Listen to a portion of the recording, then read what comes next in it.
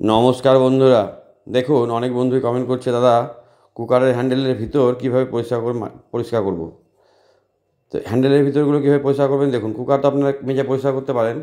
হ্যান্ডেলগুলো খোলার জন্য একদিকে আঙুল দিয়ে চেপে ধরতে হবে, আর একদিকে স্ক্রুড্রাইভার ঘোরাতে হবে। দেখুন আঙুল দিয়ে চেপে ধরতে হবে, আর এইভাবে স্ক্রুড্রাইভার দিয়ে ঘোরালেই নাটটা খুলে যাবে। স্ক্রুড্রাইভার হোক টেস্টার হোক দিয়ে এইভাবে ঘোরাবেন। এই দেখুন এটা খুলে দেখাচ্ছি। দেখুন তলায় আঙুল দিয়ে চেপে ধরেছি, আর ওপরে এই দেখুন, আর স্ক্রুড্রাইভার দিয়ে এইভাবে ঘোরাচ্ছি। এই নাটটা খুলে গেলেই হ্যান্ডেলটা দুভাগে ভাগ হয়ে যাবে। এই দেখুন খুলে গেল। কত নোংরা দেখুন ভিতরে। এই নোংরাগুলো মানে ছাই, মাটি, ময়লা, খাবার গিয়ে একদম পচে গন্ধ সৃষ্টি হয়। তো মাঝে মাঝে খুলে এগুলো পরিষ্কার করা দরকার। সেই উদ্দেশ্যে ভিডিওটা চেয়েছেন অনেকে। তো নাটগুলো কীভাবে খুলবেন সেটা দেখে নিন, কীভাবে আমি নাটগুলো খুলছি। নাটের দুটো অংশ, হ্যান্ডেল যেমন দুটো অংশ, নাটেরও দুটো অংশ। এই দেখুন খুলে গেল। এইবার আপনারা ভালো করে এটাকে পরিষ্কার করে মেজে নিন। ব্রাশ দিয়ে হোক বা স্কচব্রাইট দিয়ে হোক, এইভাবে সাবান দিয়ে ভালো করে মেজে নেবেন, যাতে ভিতরে কোনো নোংরা না থাকে। আমি ব্রাশ দিয়ে করছি, কারণ ব্রাশ দিয়ে করলে ওই খাঁজ অংশগুলো ভালো পরিষ্কার হবে। প্রথমে সাবানটা লাগিয়ে রাখতে হবে কিছুক্ষণ, লাগিয়ে রাখার পর আর হ্যান্ডেলটাও মেজে নিতে হবে কুকারের, ওর গায়ে অনেক নোংরা জমে আছে।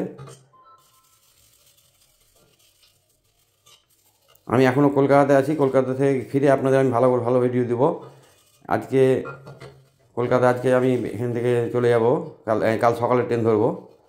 তো যাই হোক, এই কুকারগুলো হ্যান্ডেলগুলো ভালো করে ঘষে নিয়ে ভালো করে মাজতে হবে, যাতে নোংরা না থাকে ভিতরে।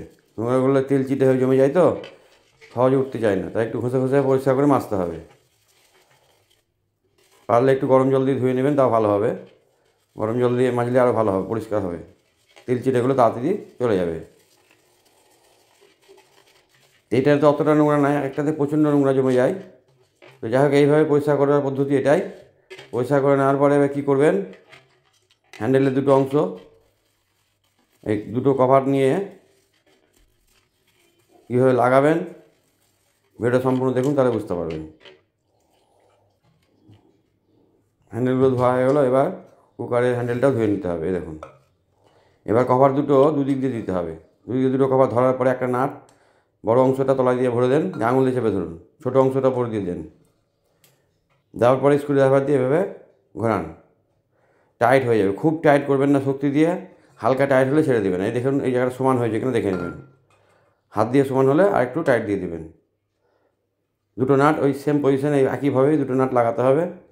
একদিকে আঙুল দিয়ে চেপে ধরে একদিকে স্ক্রুড্রাইভার ঘোরাতে হবে, তাহলে টাইট হয়ে যাবে। আর টাইট হয়ে গেলে ছেড়ে দেবেন, খুব শক্তি দিয়ে টাইট করার দরকার নেই। ব্যবহার করতে করতে সময় যদি ঢিল হয়, তাহলে আবার একটু টাইট করে নেবেন। এই দেখুন পুরো ওকে হয়ে গেল। ভিতরটা পরিষ্কার হয়ে গেল, ভিতরে যা নোংরা ছিল সব চলে গেল।